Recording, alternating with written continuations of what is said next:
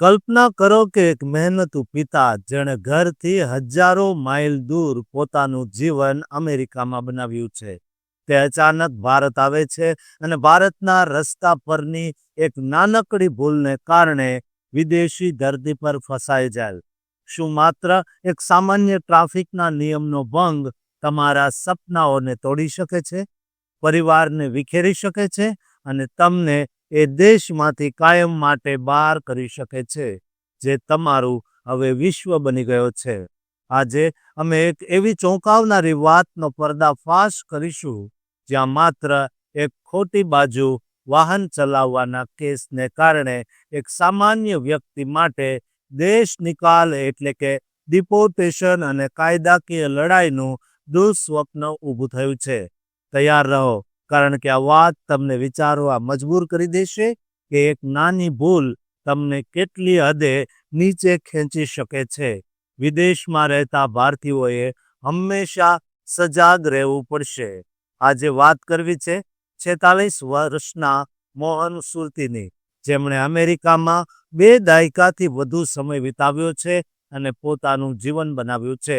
ગુજરાતની એક ટૂંકી મુલાકાત દરમિયાન નવેમ્બર 2024માં લુણાવાડામાં તેમની એક સામાન્ય ભૂલથી તેમની દુનિયા બદલાઈ ગઈ છે. તેમણે 2 વ્હીલર ખોટી બાજુએ ચલાવ્યું, જે ભારતીય ટ્રાફિકમાં એક સામાન્ય ભૂલ ગણાય છે. જોકે સ્થાનિક પોલીસે તેમને રોકીને તરત જ FIR દાખલ કરી. મોહનને લાગ્યું કે આ મામલો પોલીસ સ્ટેશનમાં જ પતી ગયો હશે અને તેઓ રાહત અનુભવીને અમેરિકા પાછા ફર્યા હતા.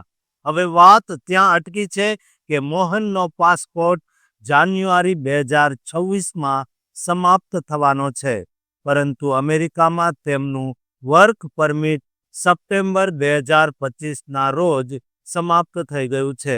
નિયમ મુજબ વર્ક પરમિટ રિન્યૂ કરાવવા માટે માન્ય પાસપોર્ટ જરૂરી છે. તેણે અમેરિકામાં ભારતીય દૂતાવાસમાં પાસપોર્ટ રિન્યુઅલ માટે અરજી કરી, પરંતુ 25 ઓગસ્ટના રોજ દૂતાવાસે તેમની અરજી નામંજૂર કરી દીધી. કારણ લુણાવાડાની તે પડતર ફોજદારી કેસની FIR. દૂતાવાસે કેસ બંધ થયાનું પ્રમાણપત્ર અથવા ટૂંકા ગાળાના પાસપોર્ટ માટે કોર્ટની મંજૂરી માંગી.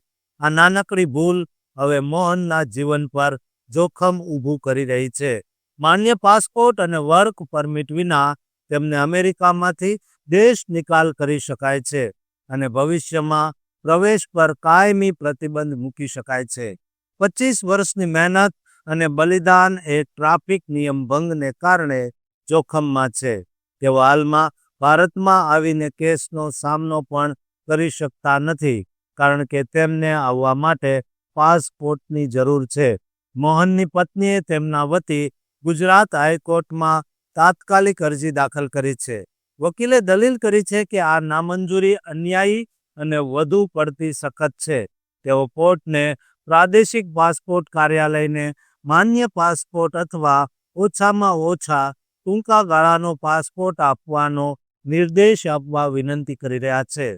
મોહને અમેરિકાથી વિડીયો કોન્ફરન્સ દ્વારા ટ્રાયલમાં હાજર રહેવાની તૈયારી બતાવી છે, જે દર્શાવે છે કે તેઓ જવાબદારીથી ભાગી છૂટ્યા નથી, પરંતુ નિયમોની જાળમાં ફસાયેલા છે.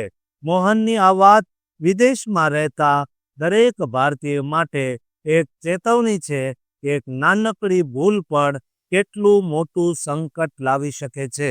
અમે આ કેસના દરેક વળાંક પર નજર રાખીશું, કારણ કે ન્યાયમાં વિલંબ એટલે જીવન બરબાદ થવું ન જોઈએ.